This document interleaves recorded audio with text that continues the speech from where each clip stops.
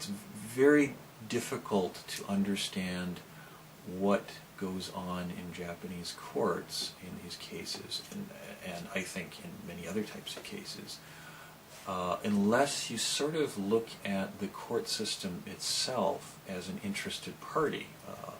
And of course, even in Japan, the way they are educated about their legal system in primary school or junior high school or whatever level it is there's the separation of powers, and the court system is an independent, neutral dispute resolution mechanism. But if you actually look closer, the court is really a bureaucracy. The judges are effectively a high-level bureaucrat. They have a career that involves going through a series of rotations within the bureaucracy. They are evaluated. They have personnel evaluations every year. They're evaluated on how quickly they clear their dockets. The same with the other employees who are involved. The court investigators are also career bureaucrats working for this very specialized bureaucracy. So that dynamic, combined with sort of the absence of any clear statutory guidance on what are the best interests of the child, I think has sort of resulted in a situation where frequently what the court decides in these cases is in the best interests of the court. And in fact, it's very difficult to distinguish what is the difference between the best interests of the court system in a particular case and what's in the best interests of the child. Particularly when you take into account the fact that the courts really, particularly in family law cases involving children, they don't really have any power to change reality. They don't have the contempt powers that a judge in the United States would have, where if you don't follow the court order, you might end up in jail. You can't just call the police and say, look, I've got this order for visitation, but I can't see my child. There are some fairly mild financial sanctions that might apply, but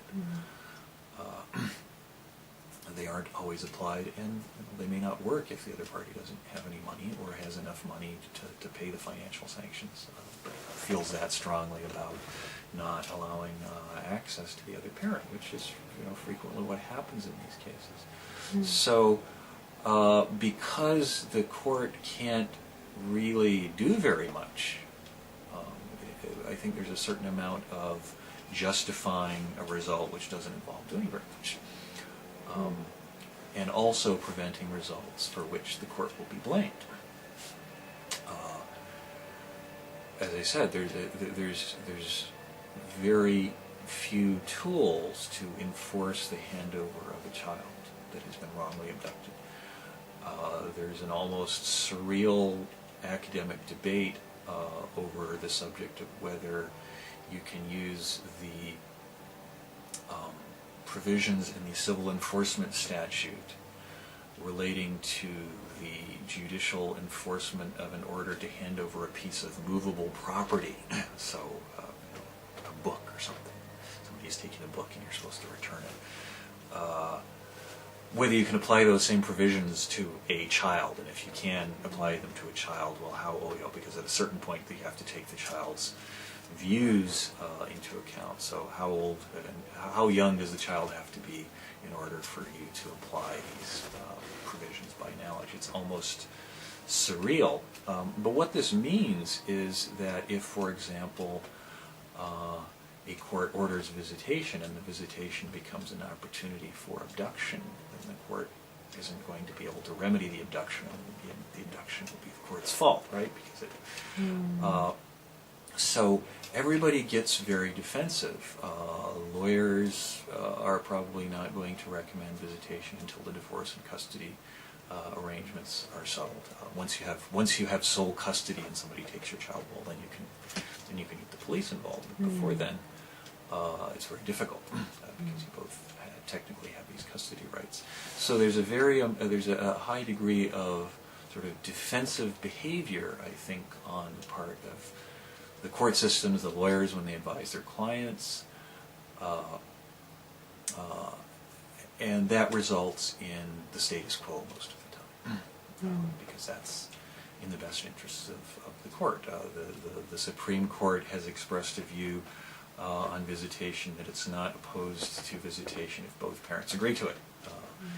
So there's, again, this pressure to get parents to agree to something so the court is not responsible for the result.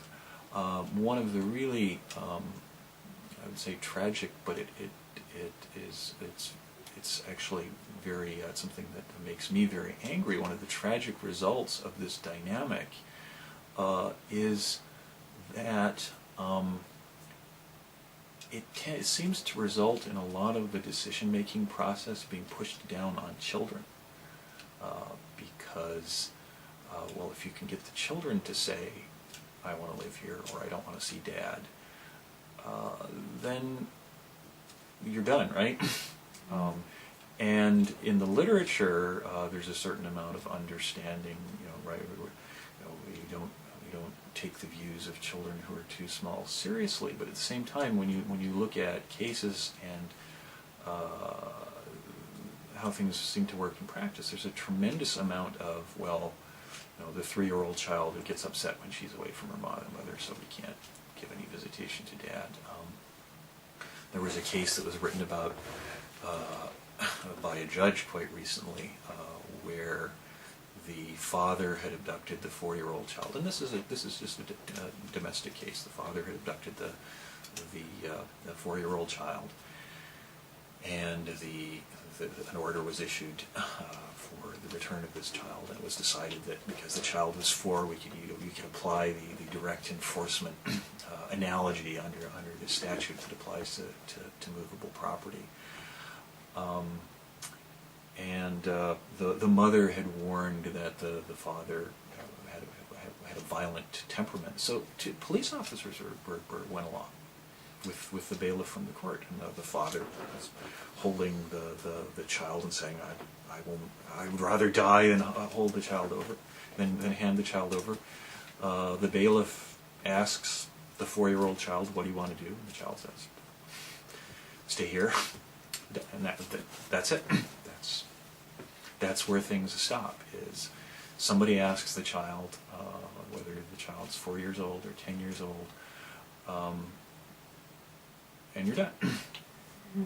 And that's a sort of an oversimplification. Some people put more effort into it, and in fact, the wishes of the child are sometimes ignored. Again, I think this is more when it's convenient for the court. I know of a case where a man was getting divorced from his wife, and his high school son wrote a petition saying, please award joint custody. Can't do it. I know of cases where the father has been the primary caregiver, and because they have this mindless always give custody to the women, always give custody to the mother. First they have to do visitations so the child can get to know the mother, so that the mother can become custodian. And then the child is going and saying, I don't want to go. They ignore that. So if you look at, well, what's convenient, if you look at it from the perspective of not what's best for the children, but look at it in terms of what's most convenient for the court, a lot of the results sort of make sense. They're horrible. But when I say that, it sounds like I think that the people working for the court system are horrible people. I don't. I actually have always tried to approach the subject from a perspective of everybody really is a nice person. And in a way, that's sort of the problem, I think, because if you look at it from the perspective of, well, what does the family court system want out of this? What do the judges want out of this? What do the family court investigators want out of this? Well, first, I think they want to go home at night thinking, I did a good job today. I'm nice to children. I care about children. But at the same time, they don't really have a lot of ability to change anything, and they're subject to these institutional pressures. They're subject to these personnel reviews. They have to get cases off the docket. There's a lot. Judges are very busy. So surely the police officers at that scene were worried about that child in the arms of his aggressive father, but they couldn't do anything. They couldn't do anything. Right. It's no Even if they criminal, wanted to. no criminal act taking place.